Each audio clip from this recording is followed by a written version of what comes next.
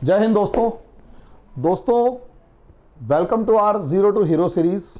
बहुत सारे बच्चों के लगातार मैसेज आ रहे हैं कि सर यूट्यूब पे भी कुछ स्टार्ट कीजिए या कोई ऐसा टॉपिक स्टार्ट कीजिए जो हमारी अप्रोच डेवलप करने में मदद करे या कुछ ऐसा मदद करे जिससे हमें सुनने समझने में सब चीज़ों में आनंद आए।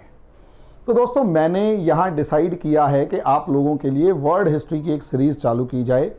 जीरो टू हीरो सीरीज में ये जो वर्ल्ड हिस्ट्री वाला टॉपिक है वो बहुत ज़्यादा इंपॉर्टेंट है यूपीएससी की प्रिपरेशन में, और आज के दिन जो इंटरनेशनल सिनारियो पूरी दुनिया में चल रहा है उसे समझने के लिए। अब उसे समझने के लिए अगर ज़रूरी है तो इसे स्टार्ट कर लेते हैं, और ये मेरी कोशिश रहेगी कि मैं लगातार रोज़ एक वीडियो डालूं, लेकिन रोज़ अगर एक वीडियो नहीं डलती तो कम से कम मैं यहाँ पर आपको एक वीडियो कोशिश करूंगा टाइम टू टाइम डालता रहूं, जल्दी से जल्दी, ताकि आपको भी समझ में आए कि असलियत में यूपीएससी की प्रिपरेशन क्या है, उसकी अप्रोच क्या है, क्या पढ़ना चाहिए, क्या नहीं पढ़ना चाहिए, कैसे पढ़ना चाहिए, कैसे नहीं पढ़ना चाहिए, और अलग अलग डायमेंशंस। अब यहां आपसे क्या रिक्वेस्ट रहेगी कि पेन कॉपी लेकर बैठे, और वैसे मेरे हिसाब से बहुत ज़्यादा पेन कॉपी लेकर बैठने की ज़रूरत नहीं है, क्योंकि बहुत ज़्यादा मैं लिखवाता नहीं हूँ। वो क्लासरूम के अंदर नोट्स प्रॉपरली बनवाने पड़ते हैं और एक एक चीज़ की डायमेंशन समझानी पड़ती है। कोशिश करेंगे वो डायमेंशन यहाँ समझा दी जाए, वो अप्रोच डेवलप करने की कोशिश की जाए, और साथ साथ आपको ये समझाने की कोशिश की जाए कि पढ़ना कैसे है। क्योंकि नॉर्मली मैंने ये देखा है कि मैं दूसरे जो वीडियोज़ बनाता हूँ उसकी सबसे बड़ी प्रॉब्लम ये है कि मैं बता नहीं पाता कि मतलब कि पढ़ें कैसे या क्या भी, क्योंकि क्लास टोटली डिफरेंट होती है इस YouTube के बनाए हुए वीडियो से। क्लास कहीं ज़्यादा इंटरेस्टिंग होती है और बच्चे कहते हैं कि क्लास के अंदर जो पढ़ाया जाता है वो कहीं ज़्यादा इम्प्रूव्ड वर्जन होता है या कहीं ज़्यादा इंटरेस्टिंग होता है कंपैरेटिवली वीडियो लेक्चर्स के। और ये मेरा भी मानना है कि उसमें हम थोड़ा ज़्यादा खुल के बोल पाते हैं। यहाँ एक टॉपिक स्पेसिफिक बोलना पड़ता है और फटाफट निकल जाना पड़ता है। मीन्स दबाव रहता है कि बहुत ज़्यादा लंबी चौड़ी कहानियाँ ना समझाई जाए। अब टॉपिक के ऊपर आ जाते हैं, लेकिन छोटी सी एक इन्फॉर्मेशन कि जो बच्चे हमारे साथ इंस्टीट्यूट के द्वारा जुड़ना चाहते हैं क्लासेस के द्वारा, कि हम अगर आप 9, 10, 11, 12 में से किसी भी क्लास में हैं तो आपके लिए हमारा यूपीएससी का इंटीग्रेटेड प्रोग्राम स्टार्ट हो चुका है, और उसके अंदर 13 तारीख से हम मॉडर्न हिस्ट्री का नया बैच लॉन्च कर रहे हैं। और इस मॉडर्न हिस्ट्री के नए बैच के अंदर हम एनसीईआरटी के बेसिक कंसेप्ट के ऊपर फोकस करेंगे। 500 रुपीज़ पर मंथ इसकी फीस है। जो बच्चा जितनी जल्दी जुड़ना चाहे इससे जुड़ सकता है। अब दोस्तों आ जाते हैं टॉपिक के ऊपर। Topic world history. अब सबसे पहले हम डेफिनेशन पढ़ते हैं इस मॉडर्न वर्ल्ड की। आधुनिक विश्व, मॉडर्न वर्ल्ड बोलूंगा मैं हिंदी और इंग्लिश दोनों में, लिखूंगा इंग्लिश में। रीजन उसका यह है क्योंकि यार इतना ही टाइम है। अब मॉडर्न वर्ल्ड को अगर आप देखते हैं इस दुनिया में, तो असलियत में हम इन्हें 4 एस्पेक्ट्स में डिवाइड करते हैं। कि सबसे पहले यहां इसके 4 पिलर्स को हम देखने की कोशिश करेंगे कि आज के पर्सपेक्टिव में अगर हम देखें तो 4 एस्पेक्ट्स कौन से हैं जिनके अकॉर्डिंग हम मॉडर्न वर्ल्ड कह सकते हैं। तो इस मॉडर्न आइडियाज में, मॉडर्न वर्ल्ड में पहला पिलर है मॉडर्न आइडियाज का।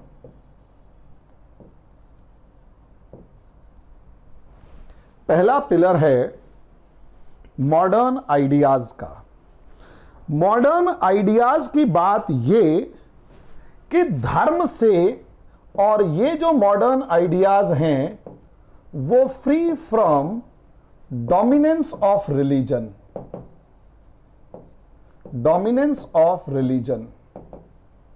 कि ये जो मॉडर्न आइडियाज हैं, आधुनिक विचार जो हैं, ये धर्म के प्रभाव से मुक्त हो।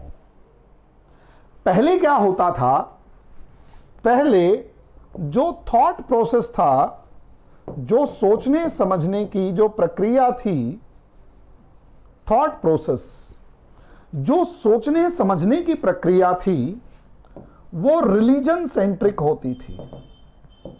रिलीजन सेंट्रिक होती थी।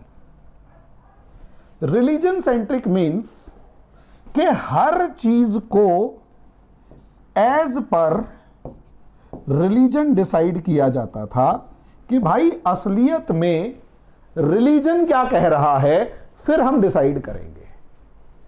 समझिए पूरी चीज को। रिलीजन स्पेसिफिक होती थी सारी की सारी सोचने समझने की प्रक्रिया। अब आप कहोगे इसका एग्जाम्पल आज के टाइम पर, तो जितने भी कंट्रीज हैं, चाहे इसमें सऊदी अरेबिया देख लो, चाहे इसमें तालिबान देख लो, यहां जो भी रूल है वो कहीं ना कहीं रिलीजन सेंट्रिक है। और यहां पर इसीलिए इन देशों को मिडीवियल एज कहा गया। यानी these are medieval aged countries, मध्यकालीन युगीन, मध्यकाल युग या मध्य युगीन देश हैं ये लोग। हर चीज को धर्म के अनुसार और धर्म में शरिया के अनुसार डिसाइड करने की कोशिश करते हैं। यस, तालिबान के जितने भी स्टेटमेंट्स उठाकर देखोगे, जब भी वो रूल की बात करता है शरिया के अकॉर्डिंग, शरिया क्या कहता है, शरिया क्या कहता है, शरिया क्या कहता है, ये समझिए इस चीज को। शरीयत की रोशनी में डिसाइड किया जाएगा, शरिया की रोशनी में डिसाइड किया जाएगा। अब जब आप शरीयत यानी शरिया की रोशनी में, शरिया की रोशनी में या हर चीज को शरीयत में ले आएंगे, तो शरीयत जो है वो अपने आप में काफी ज्यादा एक्सपैंड हो जाती है। या यूं ये नहीं बताएंगे कि कौन सी वाली शरीयत, वैसे 4 या 5 शरीयत हैं, कुछ 4 कहते हैं, कुछ 5 कहते हैं। उसके बाद हदीस और भी एक्सपेंशन फॉर्म में है, मैं उसमें डिस्कस नहीं कर रहा। लेकिन आप कहीं भी देखेंगे इनकी पूरी सोच धर्म के आसपास। अगर मैं यहां पर यह देखूं कि असलियत में रिलीजन सेंट्रिक थॉट प्रोसेस अगर हम देखें, रिलीजन सेंट्रिक थॉट प्रोसेस क्या होगा? रिलीजन सेंट्रिक का मतलब धर्म को केंद्र में रखा और उसके अनुसार अब आप सोचना शुरू कर रहे हैं। रिलीजन सेंट्रिक, धर्म को केंद्र में रखेंगे और फिर आप सोचना शुरू करेंगे कि भाई असलियत में अब आम आदमी ने शादी कैसे करनी है तो धर्म क्या कहता है, आम आदमी ने शादी किससे करनी है तो धर्म क्या कहता है, आम आदमी बच्चे कैसे पैदा करेगा तो धर्म कैसे क्या कहता है, कितने पैदा करेगा तो धर्म क्या कहता है, खाएगा क्या और क्या नहीं खाएगा, क्या पिएगा और क्या नहीं पिएगा, धर्म क्या कहता है, क्या कपड़े पहनेगा, धर्म क्या कहता है, दाढ़ी मूछ कैसी होगी, धर्म क्या कहता है, कहां जाएगा कहां नहीं जाएगा, धर्म क्या कहता है, कहां पैर रख के सोएगा और कहां सर करके सोएगा, धर्म क्या कहता है। हर चीज को धर्म के आसपास सोचना, धर्म के अनुसार सोचना। और इस रिलीजन सेंट्रिक थॉट से निकलकर ह्यूमन सेंट्रिक थॉट डेवलप करना कि मानव क्या चाहता है, आम आदमी क्या चाहता है, मैं क्या चाहता हूं, मैं कैसे रहना चाहता हूं, मैं क्या खाना चाहता हूं, मैं क्या पीना चाहता हूं, मेरा लाइफ क्या है, मैं क्या कपड़े पहनना चाहता हूं, मैं कपड़े कैसे पहनना चाहता हूं, कैसे रहना चाहता हूं, किसके साथ रहना चाहता हूं, क्या काम करना चाहता हूं। ये सब चीजें मुझे किसी से पूछने की जरूरत ना हो, मेरा कुछ अधिकार हो, मेरे राइट्स हों, जो मैं चाहूं मैं वैसा करूं। यह है ह्यूमन सेंट्रिक। आम आदमी क्या चाहता है उसके अनुसार डिसाइड करना और उसकी खुद की पर्सनैलिटी को डेवलप करना, यह मॉडर्न थॉट है, यह मॉडर्न थॉट है, आधुनिक विचार है।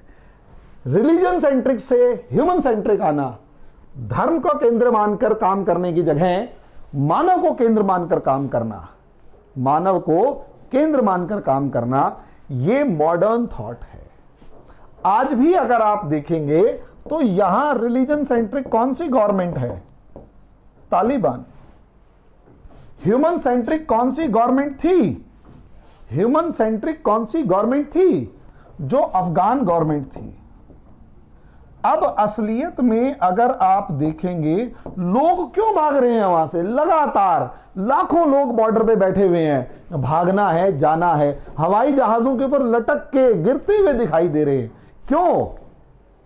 क्योंकि अब उन्हें लग रहा है कि उनके जो राइट्स हैं वो यहां पर छिन जाएंगे। अब जो समाज आया है, अब जो सरकार आई है, वो ह्यूमन सेंट्रिक नहीं सोचेगी, अब वो रिलीजन सेंट्रिक सोचेगी। तुमने दाढ़ी कैसे रखनी है? अगर तुमने बुर्का नहीं पहना तो मारे जाओगे, अगर तुमने गाना गाया तो मारे जाओगे, अगर आप कॉमेडियन हैं तो मारे जाओगे, अगर आप शायरी करोगे तो मारे जाओगे, और सब चीजें बार बार शरीयत की रोशनी में, शरीयत की रोशनी में, शरीयत की रोशनी में लोग भाग रहे हैं। तो इसलिए अगर आप देखते हैं जो वार था, अब इसका असर क्या होगा? जो असलियत में जो तालिबान का वॉर था वो असलियत में मॉडर्न और मिडिवियल सोसाइटी के बीच का था। यहां अमेरिका का क्रिटिसिज्म क्या है? यहां अमेरिका का क्रिटिसिज्म यह है कि अमेरिका दुनिया में राइट्स की बात करता है, फ्रीडम की बात करता है, डेमोक्रेसी की बात करता है, मॉडर्न आइडियाज की बात करता है, उनकी रक्षा की बात करता है। ऐसे में अमेरिका जिस आइडियाज और इथोस को यहां डेवलप करके यहां एस्टेब्लिश करने की कोशिश के मामले में वहां पहुंचा था, इस समय जब अमेरिका वहां से भागा और वहां पर जिस तरीके से human centric modern society, modern thought हारा और ये मिडिवियल अप्रोच, मिडिवियल टाइम की जो अप्रोच है वो एकदम से डेवलप हुई तालिबान के रूप में, और तालिबान जीत गया। वहां असलियत में नेगेटिविटी यहां आ गई। ये असलियत में अमेरिका की हार कम, मॉडर्न आइडियाज की हार ज्यादा है, राइट्स की बात करने वाले लोगों की हार ज्यादा है, और इसी का रेपरकेशन पाकिस्तान में दिखाई दे रहा है, इंडिया में दिखाई दे रहा है कि कुछ जाहिल अनपढ़ गवार, वो कौन से बर्क है उन जैसे, या फिर वो कौन सा एक मौलाना खड़ा हो गया उन जैसा, कि अब यहां पर भी तालिबान की तरह काम होगा, हम तालिबान को बधाई देते हैं। मिडिवियल थॉट वाले लोग फिर दोबारा हावी हो गए, और यहां रिलीजन सेंट्रिक जो सोसाइटी होती है, जो मिडिवियल सोसाइटी है, जो रिलीजन सेंट्रिक सोसाइटी होती है, वो स्लेव ऑफ प्रीस्टली क्लास होती है। Priestly class, slave of priestly class होती है, ये जो पादरी वर्ग की गुलाम होती है। प्रीस्टली क्लास, पादरी, पुजारी, मौलाना, मुफ्ती, मौलवी सारे एक जैसे हैं, इनकी गुलाम होती है। पता लगा जी मैंने जी अपनी वाइफ को तलाक दे दिया, अब मौलाना साहब के पास पहुंचे हुए हैं, मौलाना साहब बताएंगे तलाक दे दिया, अच्छा हलाला करवाना पड़ेगा। ये मैं नहीं कह रहा, ये जो मैंने टीवी और सब चीजों पे सुना, देखा, पढ़ा, और जो मेरे फ्रेंड्स से पता लगा, इवन मेरी एक फ्रेंड के साथ भी ऐसा ही कुछ केस हुआ था, वो तो खैर पढ़ी लिखी थी, उसने तो सीधा कर दिया सबको, लेकिन होता है। अब मौलाना साहब यार हस्बैंड वाइफ की नहीं बन रही, तलाक दे दिया, काम खत्म। अब थोड़े दिन बाद उनको गलती महसूस होगी, वो साथ में रह गए, काम खत्म। हस्बैंड वाइफ की लड़ाई रोज होती है, अगर इक्वल हैं तो लड़ाई होगी, वो लड़ाई नहीं होती है। वो प्रॉब्लम क्या है? वो आर्ग्यूमेंट होता है। अब प्रॉब्लम ये है, आर्ग्यूमेंट और डिस्कशन में अगर लोगों को समझ में नहीं आएगा कि आर्ग्यूमेंट क्या है, बहस क्या है, बहस में चाहे सही हूं चाहे गलत हूं मैं जीतूंगा, बहस में अगर सही हूं या गलत हूं मैं जीतूंगा, वो है बहस, वो फिर लड़ाई बन जाती है। समझे? एक है डिस्कशन कि सही क्या है वो ढूंढते हैं। अब प्रॉब्लम हस्बैंड वाइफ के साथ क्या आती है कि वो लड़ना शुरू कर देते, आर्ग्यूमेंट, कि मैं जीतूंगी या मैं जीतूंगा। फिर वो अगला स्टेप क्या है? ताकतवर होंगे तो दोनों आपस में मार पिटाई करेंगे। फिर उसका अंतिम पार्ट क्या है? तलाक। दूसरी तरफ हस्बैंड वाइफ अगर थोड़ा सा सोच लें कि डिस्कशन, कि आओ बैठ के बात करते हैं कि कौन सी चीज सही है और क्या सही है, तो वो डिस्कशन होगा और डिस्कशन में सही चीज निकल के बात आएगी। अब प्रॉब्लम क्या है, हस्बैंड वाइफ को ये समझाने की जगह कि यार आप ये तलाक ना लें और आर्ग्यूमेंट ना करके डिस्कशन करें, वो कोई नहीं समझाता। वो कहेगा अच्छा तलाक हो गया। यार हस्बैंड वाइफ साथ रहना चाहते हैं तो भी पुजारी या मौलवी या पादरी से पूछ रहे हो, और अगर हटना चाहते हैं तो भी पुजारी मौलवी या पादरी से पूछ रहे हो, तो ये बेवकूफी है। भाई लड़का लड़की साथ है तो समाज या कोई और थोड़ा बताएगा, वो खुद डिसाइड करेंगे। उन्होंने साथ रहना है, रह लेने दो। तो यहां ये सोसाइटी जो होती है ये स्लेव ऑफ प्रीस्टली क्लास होती है। अभी भी आप देखो औरतें कैसे कपड़े पहनेंगी, लड़का लड़की अलग अलग पढ़ेंगे, अलग अलग स्कूलों में पढ़ेंगे, एक दूसरे के साथ नहीं आएंगे। मुझे तो आज तक समझ में नहीं आया कि लड़का लड़की अगर साथ पढ़ लें तो तुम्हें समस्या क्या है। उनको लगता है जी लड़का लड़की के बीच में गलत प्रभाव पड़ता है। क्यों फिर शादी क्यों करते हो? इनको अलग अलग रखो, लड़का अलग रहे लड़की अलग रहे, इनकी शादी ही मत होने दो। शादी क्यों होने देते हो? और मुझे एक चीज और समझ में नहीं आती कि अगर ये पुजारी या पादरी या मौलानाओं को इतना लिए प्रीस्टली क्लास को जो लगता है, इस प्रीस्टली क्लास को लगता है कि लड़का लड़की पढ़ने से बिगड़ जाते हैं एक साथ, तो यार आप शादी मत करो। जो पढ़ना चाहता है उसे तो पढ़ने दो। और दूसरी चीज, क्या आप जेब में रखे हुए मोबाइल के अंदर जो पॉर्नोग्राफी या पॉर्न मूवीज वगैरह चल रही हैं, जो गंद फैला हुआ है, उसे रोक सकते हो? समाज के अंदर कुंठा को जन्म देंगे अगर जेब में मोबाइल रखा और लड़का लड़की को बात नहीं करने दे रहे। कम से कम उनकी सेक्स एजुकेशन जरूरी है, उनको एजुकेट करो, उनको रोको मत, एजुकेट देम। अब प्रॉब्लम क्या है? प्रीस्टली क्लास है भाई, ये बुद्धि खत्म है इनकी। ये लोग, ये सिर्फ इंफॉर्मेशन है इनके पास रिलीजन की, धर्म की सूचना है बस, और उसी के ये घुमा फिरा के लोगों को बेवकूफ बनाते रहते हैं, स्लेव बना के रख देते हैं। हर छोटी से छोटी बात के अंदर ऐसे मत करो, वैसे मत करो, ऐसे करो, वैसे करो। अरे क्रिश्चियनिटी के अंदर विच hunting, what the hello was that? कि जी हम है ना, मतलब औरतें जो क्या नाम है जो मतलब डायन हो जाती हैं, हम उन्हें पकड़ेंगे। What the hell is that? डायन को मतलब औरत डायन होता है, पुरुष तो डायन होता ही नहीं। मतलब डायन का जो मेल वर्जन है वो तो है ही नहीं,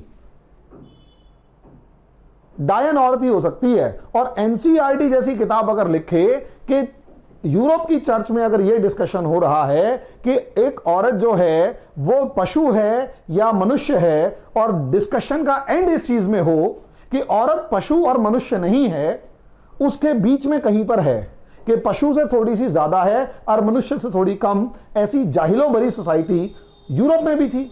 और कौन सी थी? क्योंकि प्रीस्टली क्लास के डोमिनेंस में थी,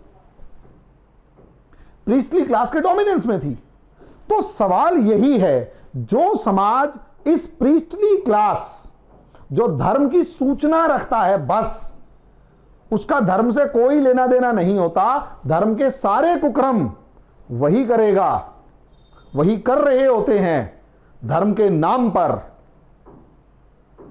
तो ये बाकी सोसाइटी को गुलाम बनाए रखते हैं। और इनका एसोसिएशन क्या है, आगे पढ़ेंगे, समझे। और दूसरी तरफ है ह्यूमन सेंट्रिक, मानवतावादी, मानव की तरफ ध्यान रख के चलने वाले लोग, कि इंसान क्या चाहता है, इंसान का अधिकार क्या है, वो उसे जीने दो, उसे आजादी दो। जैसे एक बच्चा पैदा होता है, वो कितना आजाद होता है। सबसे ज्यादा खुश एक बच्चा अपने मतलब एक इंसान सबसे ज्यादा खुश अपने बचपन में होता है, जब उसके बोझ सर पे नहीं होता और वो खुले तौर पर जिंदगी जी रहा होता है, रूल्स एंड रेगुलेशंस में बंधा हुआ नहीं होता। रूल्स रेगुलेशंस में तो फिर भी जिंदगी जी जा सकती है। इन जाहिल अनपढ़ गवार प्रीस्टली क्लास के सामने तो आप तो वो तो आपको पागल बनाए रखते हैं, ऐसे नहीं ऐसे करो, ऐसे नहीं ऐसे करो, ऐसे नहीं ऐसे करो। इनका बस नहीं चलता ये आदमी और औरत के बेडरूम में जाकर लास्ट पेनिट्रेशन तक भी ये डिसाइड करवा दे, इनका बस नहीं चलता। इतनी बुरी पागलों की जमात होती है ये, और समाज को गुलाम बनाए रखती है। और ये हर जगह है, उठाकर देख लो। मतलब इनसे अगर कोई पूछने जाए ना, मजे लेने के लिए, मजे लेने के लिए कभी पूछना अपने किसी भी प्रीस्टली क्लास से, पादरी से, पुजारी से या मौलाना से कि साहब सुहागरात मनानी है, ये लोग वो भी बता देंगे बेटा ऐसे करियो। What the hell is this यार, ऐसे करियो खुश हो जाएंगे ऊपर वाले। मतलब मुझे आज तक समझ में नहीं आया कि, लेकिन मुझे क्या समझने की जरूरत है, ये पागल हैं जो दुनिया को पागल बना रहे हैं, गुलाम बना रहे हैं और धर्म के नाम पे मारते हैं। जबान काट देना, कान काट देना, आंख फोड़ देना, हाथ काट देना, सड़क पे खड़े होकर डंडे मारना। इस चीज के अंदर, इस गुलामी से, समाज की इस गुलामी से इंसान की आजादी तक की जो लड़ाई है वो पहला पिलर है, वो समाज का पहला पिलर है, मॉडर्न वर्ल्ड का, आधुनिक समाज का। आज भी कॉन्टिन्यूसली चेंजेस हो रहे हैं, बदलाव लगातार हो रहे हैं, लेकिन धीरे धीरे हो रहे हैं। शुरुआत कब हुई थी, और आज भी तालिबान जैसे लोग अगर जिंदा हैं, तालिबान जैसी सोसाइटी जिंदा है, और मजे की बात वो इंडिया में भी ऐसे लोग दिखाई देते हैं, मुझे उन पे भी सबसे ज्यादा गुस्सा आता है, या तो जय श्री राम बोल वरना पीटूंगा। What the hell is this, तू भी जानवर है बेटा जो जबरदस्ती जय श्री राम बुलवा रहा है। जो इंसान थप्पड़ मार के जय श्री राम बुलवा रहा है उससे बड़ा जाहिल अनपढ़ गवार कोई नहीं। ये बिल्कुल वही लोग हैं जो धर्म के नाम पर अल्लाहू अकबर कह के गोली मार रहे हैं। फर्क सिर्फ इतना है, इस जाहिल अनपढ़ गवार के हाथ में हथियार नहीं है, वरना ये भी वही काम करे। साइकिक, ऐसे लोगों की जमात से मुक्ति जब मिली तो वो मॉडर्न वर्ल्ड का पहला पिलर था। अब रिलीजन सेंट्रिक से थोड़ा सा आगे बढ़ जाते हैं। चलो, रिलीजन सेंट्रिक से थोड़ा सा आगे, अगला पार्ट, मॉडर्न आइडियाज के बाद rule based on modern system. Modern system से आइडियाज, आधुनिक विचारों पर आधारित समाज या व्यवस्था, जिसमें आप डेमोक्रेसी कहते हैं यानी लोकतंत्र, जिसमें आप रिपब्लिक कहते हैं गणतंत्र, जिसमें आप सेपरेशन ऑफ पावर कहते हैं, सेपरेशन ऑफ पावर कहते हैं यानी सत्ता का, शक्ति का विकेंद्रीकरण। एक हाथ में शक्ति नहीं होनी चाहिए। शॉर्ट में कहने का मतलब यह है कि डेस्पोटिक मोनार्की यानी निरंकुश राजतंत्र से मॉडर्न आइडियाज बेस्ड रूल तक आने की कहानी। राजाओं को उखाड़कर फेंक दिया गया और उसकी जगह आम आदमी की जो सत्ता आई। आम आदमी पार्टी की बात नहीं कर रहा, उसमें वो राजा जो है वो खुद ही राजा बन के बैठ चुका है। आम आदमी पार्टी के अंदर जो उसका मुखिया है वो खुद राजा बन के बैठ गया है और वो राजाओं की तरह बिहेव कर रहा है। बस एक छोटा राजा है जो अपनी शक्ति बढ़ाने की कोशिश कर रहा है, बाकी उसकी पूरी पार्टी में उसके चमचे और करछे चमचे हैं बस। Rule based on modern ideas, आधुनिक विचारों पर आधारित शासन। पहले क्या था? राजा, आई एम द लॉ, मैं ही कानून हूं, मेरा वचन ही है शासन। कौन सी मूवी का है वो? क्या थी? राजा अच्छा है, प्रजा खुश है, राजा पर गलत है, प्रजा नाराज, प्रजा दुखी है। बाहुबली में देख सकते हो। बाहुबली बहुत सारे लेसन्स लेने के लिए काफी है, और खासकर पुराने टाइम पर हर मूवी जो भी आप देखें भली चंगी। भाई देखो, अपने अपने इंटेलेक्ट के अकॉर्डिंग आप मूवी देख सकते हैं, और कौन सी मूवी से क्या लेसन लेना है वो भी आप देख सकते हैं। ये डिपेंड करता है, हर मूवी कोई ना कोई मैसेज देती है, समझे? किस मूवी से कौन सा लेसन लेना है वो भी आप देख सकते हैं। और ये डिपेंड करता है ना कि अब जैसे मिर्जापुर है, मिर्जापुर सत्ता का संघर्ष है। यस, मिर्जापुर अपने आप में क्या है? सत्ता के संघर्ष की कहानी है कि एक बंदा कानून को हाथ में लेकर, कानून को जैसे कहते हैं ना जूते की नोक पे रखकर, एक पूरा जिला चला रहा है और आसपास के 2-3 जिले चला रहा है। और नीचे बैठा हुआ एक बंदा जो है, बबलू भैया है शायद उसका नाम, वो चुनौती दे रहा है और खुद जाके वहां बनने की कोशिश कर रहा है। शॉर्ट में है, उसको उससे मैसेज क्या लेते हैं। और उसमें वहां पर एक सीन के अंदर एक आम आदमी को मरता हुआ दिखाते हैं, सिर्फ इसलिए कि जो मुन्ना भैया है उसको उस तरह चलाने की प्रैक्टिस करनी थी। मुन्ना भैया को उस तरह चलाने की प्रैक्टिस करनी थी, इसलिए पेशाब घर के अंदर एक आदमी को जिंदा मार दिया गया। मतलब कौन था पता नहीं, कहां था पता नहीं।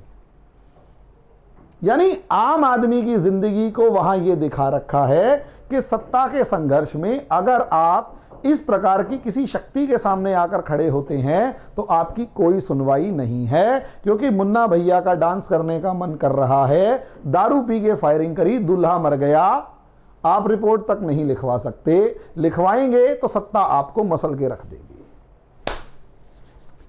ये हम एक मूवी में मॉडर्न सोसाइटी में देख रहे हैं जो कहीं ना कहीं आगे बढ़ रही है। अब आप सोचकर देखिए, इंडिया में डेमोक्रेसी है, रिपब्लिक है, और ऐसा अगर कहीं होता होगा तो कैसा होता होगा। क्योंकि सलमान खान अगर गाड़ी से 10-12 बंदों को उड़ाकर चले जाता है और उसके बाद आज तक उसे सजा नहीं होती, ये रियलिटी है। सलमान खान के ऊपर आरोप हैं कि 10-12 बंदों को उड़ा के चला गया, पता नहीं कितने बंदे मरे थे, और आज तक उसके ऊपर कोई सजा की बात ही नहीं हो रही, मुकदमे की चर्चा ही नहीं हो रही। काले हिरन को मारने पे चर्चा जरूर हो रही है और उसमें भी आधे घंटे में बेल मिल जाती है। और 2 रुपए की बीड़ी चोरी करने वाली औरत 14 साल जेल में रहती है, 2 साल के बच्चे को छोड़कर जाती है। जब लड़का 16 साल का हो जाता है तब जाके कोशिश करता है अपनी मां को छुड़वाने की। तो आप सोच के देखिए, सत्ता तो आज भी वही है, लेकिन हम आज के दिन संघर्ष कर पा रहे हैं, आज के दिन संघर्ष कर पा रहे हैं। वरना जेलों में हजारों कैदी ऐसे हैं जो छोटे मोटे जुर्म के अंदर गए, जितनी उनको जिस जुर्म में बुक किए गए उससे कहीं ज्यादा सजा मिल चुकी है, लेकिन क्योंकि कोई सुनवाई करने वाला नहीं है इसलिए जेल में है बस। तो आज अगर इतना बुरा हाल है तो उस समय पर क्या हाल रहा होगा जब राजाओं का राज था। तो जो हम दलित समाज कहते हैं ना, दबा कुचला पिछड़ा वर्ग जिसके पास कुछ नहीं था, सबसे ज्यादा शोषण इसीलिए तो होता था क्योंकि सारी शक्ति एक वर्ग विशेष के पास आ गई, एक आदमी, एक राजा के पास आ गई। उसने अपने ही आसपास एक ग्रुप बना लिया। उस राजा की शक्ति को चुनौती देकर, उसे मारकर, उसे हटाकर आम आदमी की सरकार, लोकतंत्र और गणतंत्र लाना, चुनाव करवाना, और जो हमारा प्रधानमंत्री, मुख्यमंत्री जो भी हमें पसंद नहीं है उसे उखाड़कर फेंक देने की शक्ति आम आदमी तक ट्रांसफर करने का जो प्रयास था, उसमें सैकड़ों साल लगे हैं। इसे पढ़ना जरूरी है। ये दूसरा पिलर है, ये दूसरा पिलर है। तीसरा सबसे इंपॉर्टेंट पिलर है आपका एजुकेशन, मॉडर्न एजुकेशन। ये सबसे ज्यादा इंपॉर्टेंट पिलर है, मॉडर्न एजुकेशन फॉर ऑल। यहां यह लिखना भी ज्यादा जरूरी है। एक तो मॉडर्न एजुकेशन, पहले क्योंकि रिलीजन सेंट्रिक था तो सारा सब कुछ रिलीजियस लोगों को, मतलब धर्म की शिक्षा दी जा रही है, हर चीज धर्म है। रिलीजन इज एवरीथिंग, धर्म हर चीज है और धर्म की शिक्षा दी जाएगी। धर्म पढ़ोगे, धर्म लिखोगे, धर्म के रूल्स, धर्म के रेगुलेशंस, और उसमें भी लिमिटेड लोगों तक एजुकेशन पहुंचाना, लिमिटेड लोगों तक एजुकेशन रखना। क्योंकि अगर सब एजुकेट हो गए तो जो ये सत्ता है इसको उखाड़ फेंका जाएगा। और ऐसे में फ्रीडम जरूरी है ताकि उस एजुकेशन के बिहाफ पर आप कुछ बोल सकें, वरना सुकरात को जहर का प्याला पीना पड़ा था और गैलीलियो को मानना पड़ा था कि धरती चपटी है, वरना आपको मार डाला जाएगा। यानी आप एस्टेब्लिश्ड सिस्टम के अगेंस्ट आवाज नहीं उठा सकते। वो था एक तरीके का ऑर्थोडॉक्सी। रेशनलिज्म क्या है? आप आवाज उठाइए और इसे सिद्ध करके दिखाइए। आप आवाज उठाओ और उसे सिद्ध करके दिखाओ। ये क्या है? ये है मॉडर्न एजुकेशन। उसके बाद सोशियो रिलीजियस रिफॉर्म्स, ये सबसे ज्यादा इंपॉर्टेंट थे कि आपने आइडियाज तो दे दिए, लेकिन सोसाइटी में जब तक आपने इक्वालिटी एस्टैब्लिश नहीं की, पूरी कंट्री के अंदर, तब तक आप कभी भी आगे नहीं बढ़ पाओगे। सोशल रिफॉर्म्स नहीं किए, रिलीजियस रिफॉर्म्स नहीं किए, स्लेवरी को अबॉलिश नहीं किया। यस, लोगों का मानना था कि अगर आप एक आदमी को आराम से रहना है तो उसका काम दूसरे आदमी को करना पड़ेगा, इसलिए गुलामी जरूरी है। यस, मॉडर्न जुडिशरी, मॉडर्न हर चीज जो आज के दिन आप देख रहे हो, वो सब चीजें होना जरूरी था। तभी इसी बिहाफ पर आप मॉडर्न वर्ल्ड को देख पाएंगे। तो सवाल यह है, हम इसे कब से माने कि ये पर्टिकुलर पीरियड जो था ये मॉडर्न वर्ल्ड था, आधुनिक विश्व था?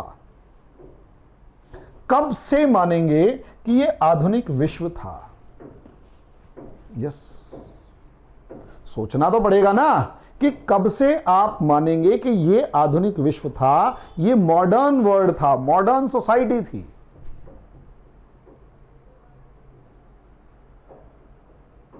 तो एक बार मैप देखते हैं। अब आप इस मैप को देखें तो पूरी दुनिया, मैं उस टाइम की बात कर रहा हूं जब अमेरिका के बारे में दुनिया को नहीं पता था कि अमेरिका नाम की कोई चीज है, और इस पूरे को डार्क नेशन कहा जाता था कि भैया यहां तक किसी को कोई जा ही नहीं पाता था। सहारा डेजर्ट पार नहीं कर पाते थे, सहारा डेजर्ट पार नहीं कर पाते थे, और यहां इतने डेंस फॉरेस्ट थे कि यहां तक पहुंच ही नहीं पाते थे। अब डेंस फॉरेस्ट में पहुंच नहीं पाए, सहारा डेजर्ट क्रॉस नहीं कर पाए, धरती को तुम चपटी समझ रहे हो, क्रॉस हो नहीं पा रहा, तो तुम करोगे क्या? ऐसे में इस दुनिया में अगर कहीं पर कोई भी फेज आप मोटे तौर पर देखें तो यहां आप इस पूरे कॉन्टिनेंट के अंदर आप क्रिश्चियनिटी देखते हैं। इधर भी अगर आप देखेंगे तो कमोबेश क्रिश्चियनिटी थी, क्रिश्चियनिटी, और ये जो था ये ऐसे, यहां पर क्रिश्चियनिटी प्लस ज्यूज, ये लोग थे। यहां अगर आप देखेंगे तो ये जो पूरा रीजन था ये हिंदुइज्म का था, और यहां ये बुद्धिज्म, यहां पर भी बुद्धिज्म, ये पूरा हिस्सा बुद्धिज्म और कन्फ्यूशियस, ये कन्फ्यूशियस, चाइनीज। चाइना की कहानी अलग है, चाइना की कहानी अलग है क्योंकि उसने ग्रेट वॉल खड़ी कर ली थी और सब चीजें। और यकीन मानिए जब ये मैं उस टाइम की बात कर रहा हूं जब यहां पर एक तरीके से डार्क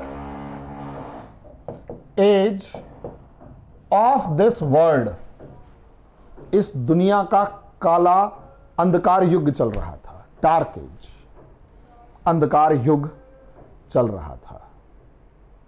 यहां से एक रोशनी की किरण नजर आती है, और जब वो रोशनी की किरण नज़र आती है तो उस रोशनी की किरण से ही मॉडर्न वर्ल्ड की शुरुआत होती है। तो सवाल ये है वो था क्या, कल नेक्स्ट वीडियो में।